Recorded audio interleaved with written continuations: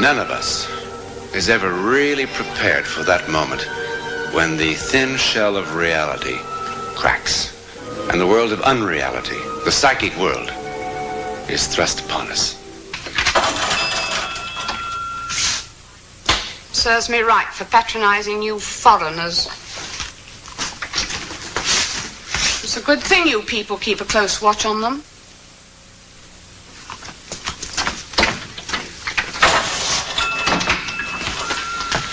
Morning, Carl. The gates, George. Well, at least she didn't call me a Hun. Look, why didn't you tell her? Tell her what? That I wasn't a Nazi?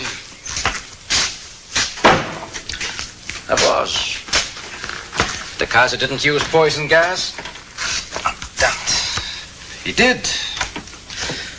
Well, look, you can't go on feeling guilty forever. Who has a better right?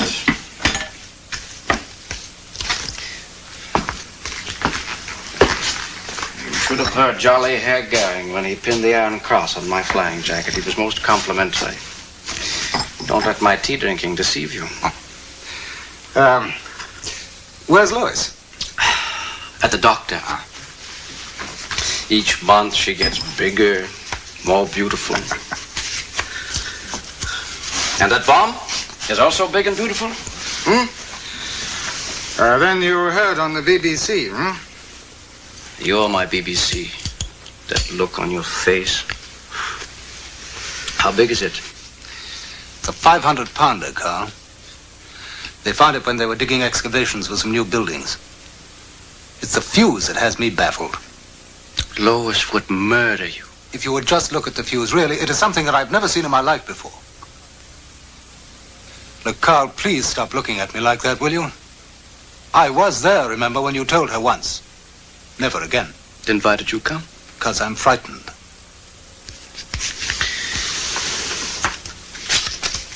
Because you are stubborn. All you English are stubborn.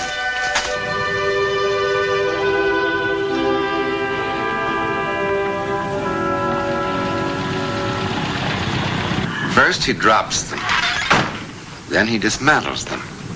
Why?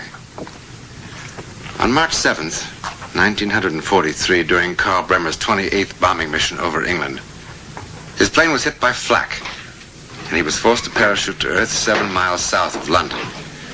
He was captured by farmers and finally interned in a prisoner of war camp outside the English town of Coventry.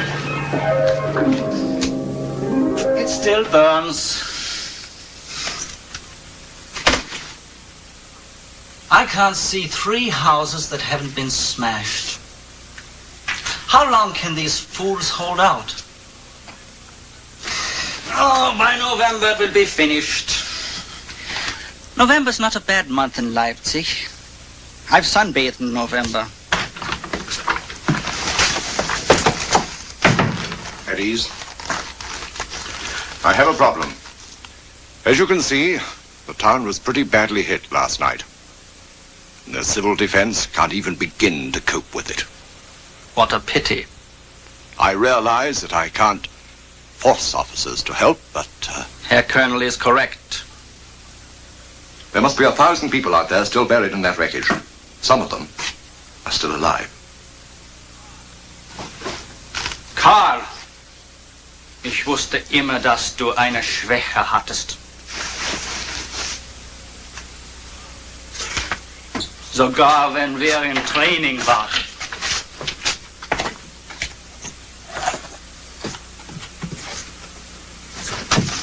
Well, that's the last of them. I hope so. Well, we better clear out. One good sneeze and the whole place falls in.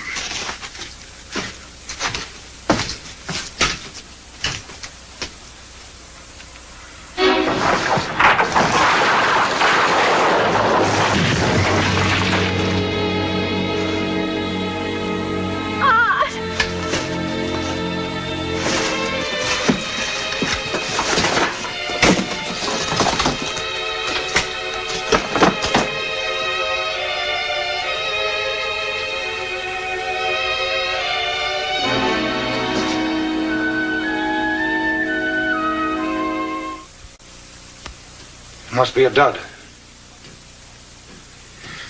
Not for sure. Then why didn't it go off? It could be a Zeitzünder. What's that? A bomb with a delayed action fuse. The Luftwaffe was working on such a bomb. There's a unit of engineers in the next town. We'll send for some sappers. How long?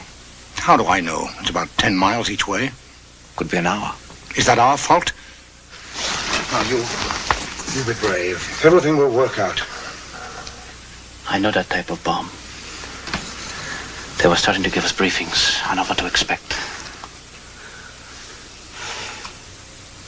It has a U-15 electrical fuse which doesn't become activated until after the bomb hits the earth. It could go off in 2 weeks. It could go off in 2 minutes. Now, you people drop the bloody things, not me. I studied the bomb for almost a month. They blindfolded us and made us defuse a dummy bomb so that we would be prepared in case anything went wrong in flight. So? An electric magnet is needed, the kind they use in machine shops. If the fuse is a U-15, it can be made harmless by drawing the pinions into the bearings. You're a prisoner of war. You don't have to do this.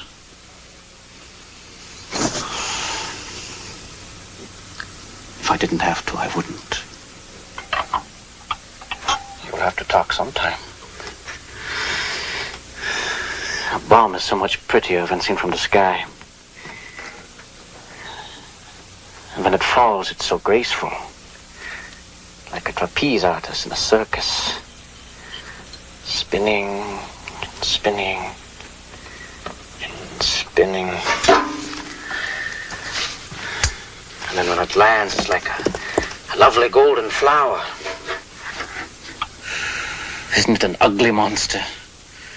Have you ever seen anything so repulsive, like a mad dog?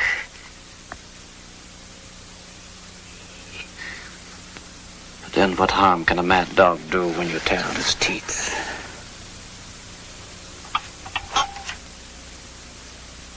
I could spend the rest of my life doing this. Turning every bomb in the world into a piece of junk. Then maybe I wouldn't have to burn in hell after all. Fräulein, if you have a God, and if he loves you, tell him now is the time to prove it.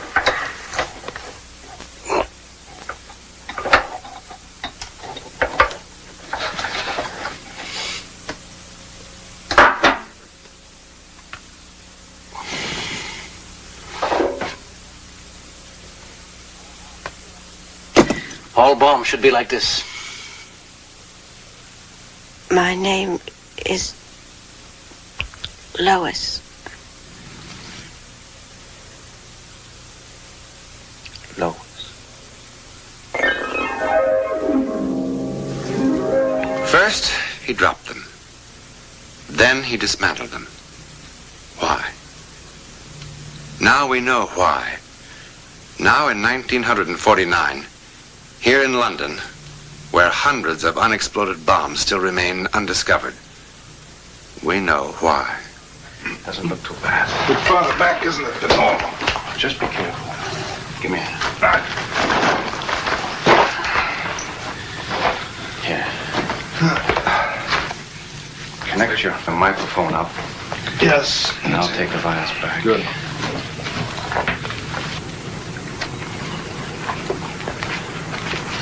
What's happening now? Captain Davis is going to start removing the fuse. Well, what's that for? Hook up to the tape recorder. What's a tape recorder for? Playback at parties?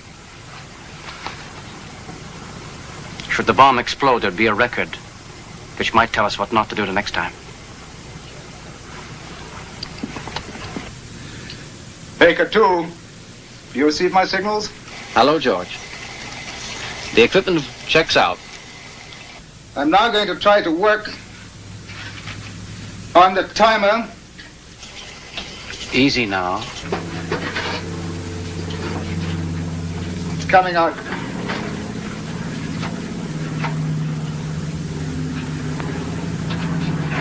Coming out very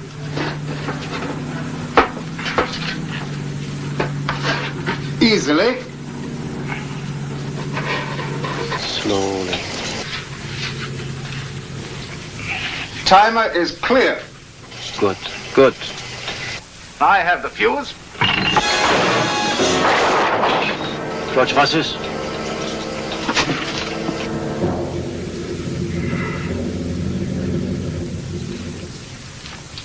What a clumsy clot I am. What do you make of that fuse, Carl? Looks like a multiple. Well, then taking out the first one might make it operational, eh? Who else is there that can work on it? I can work on it. With your teeth? Like a radio battalion for help. No time. No time. Look, Doctor, give me a hypo and then get out of here, both of you, will you? An ass. Take him back to the control, Lorry. This is the last time. I mean it. Look, Carl. Come on, schnell. This isn't my idea. Carl. From now on, just forget where I live. I've expiated all my sins. And the idea of being a hero nauseates me. And the hero was sweating like a pig. Go.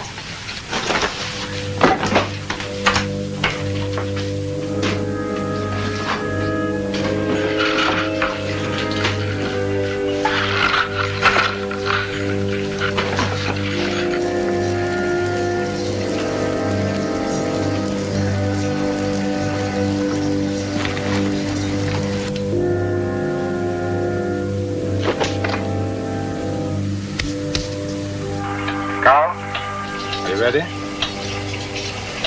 Watch that fuse. There seems to be another wire there. All right. I have the fuse. Wait a minute. There seems to be a second.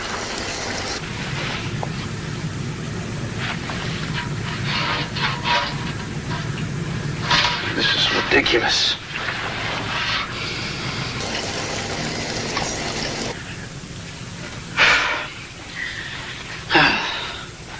Sweat in my eyes. All right. Now, I'm going to reach in and try and ground the trembler properly.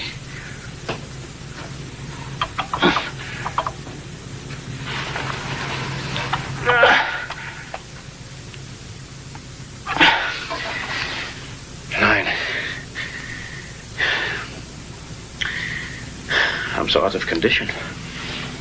I think I'll rest a moment. Davis.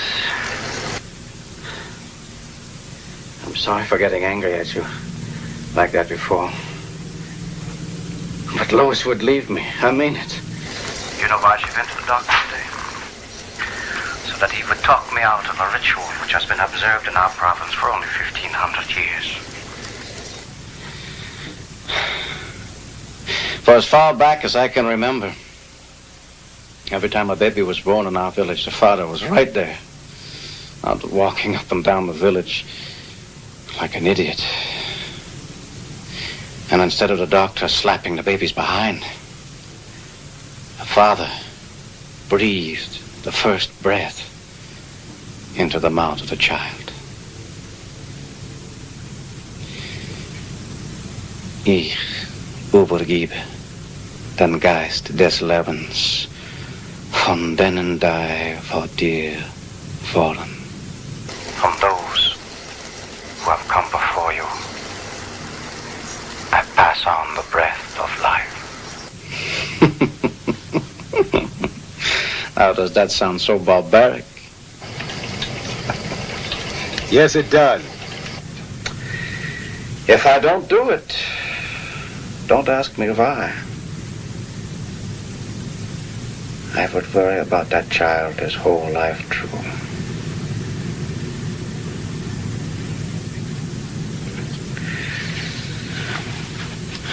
All right.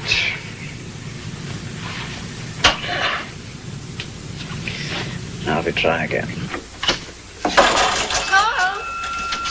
Carl, why is the door locked?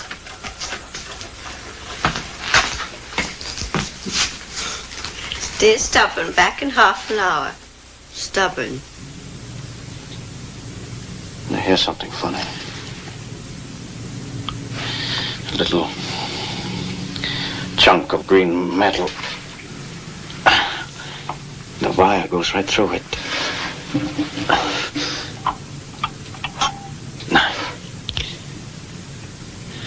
Just some oxidation. A little tug. Be careful, Carl. Now the wire's coming out easily. Easily.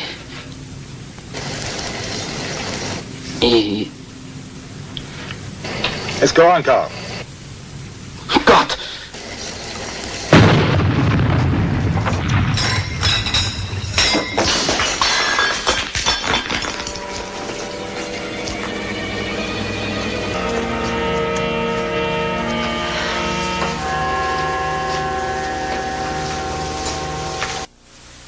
Well, I'm disgusted with you.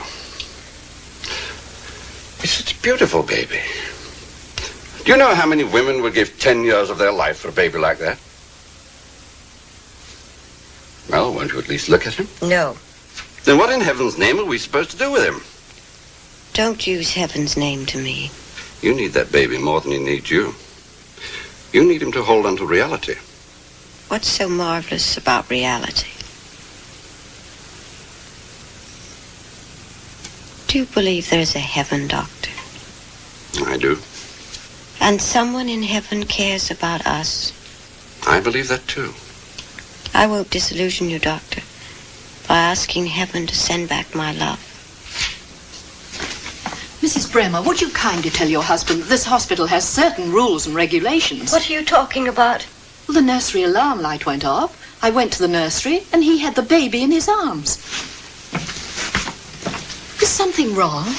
This is my first night, and everything was going so well. There's no one out there.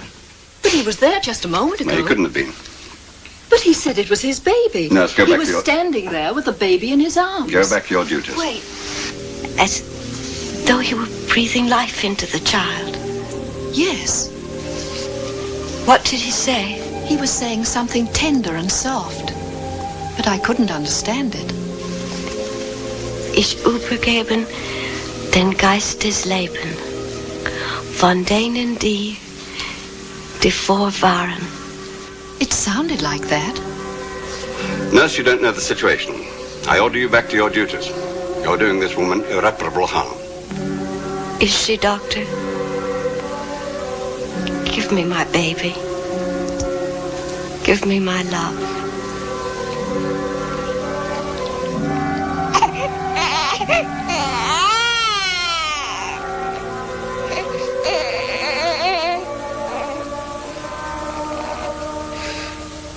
From those who came before you, I pass on the breath of life.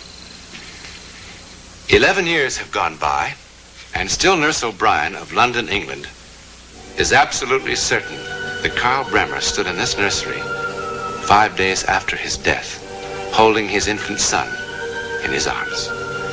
The doctor in the case, while convinced of her sincerity, is nonetheless certain that such an occurrence is absolutely impossible.